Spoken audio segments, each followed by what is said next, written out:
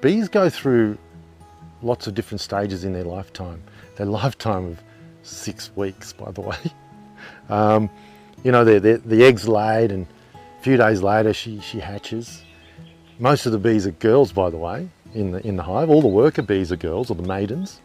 And once she hatches, she turns into a larvae, right? And she gets fed royal jelly and then brood jelly, and then she'll start to weave a cocoon around herself and go into metamorphosis. And eventually she'll hatch out of her cocoon as a full-size bee. Her first job is to go back into that cell, the one she just come out of, with a mouthful of propolis, and scrub the walls and disinfect the walls, right? She cleans the cell so mum can come along, the queen bee, and lay another egg in that cell so it's nice and disinfected, right? Then she'll start cleaning the environment around her cell, like, you know, around the edge of the cell and outside the cell.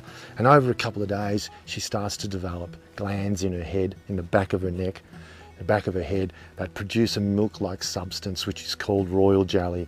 And then she'll feed the other larvae, her sisters, right, and her half-sisters, the royal jelly. And they'll float around in this beautiful gooey royal jelly. It almost looks like custard.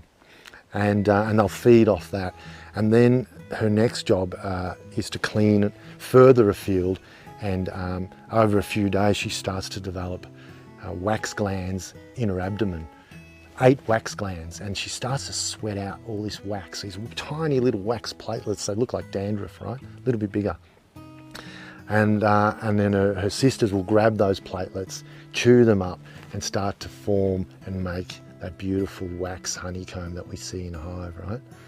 And they'll make these beautiful cells, and they'll store honey in those cells. Mum will lay their eggs in those cells. And those wax cells are the skeletal system of the organism. Each bee is a cell of the organism, the big organism, the superorganism.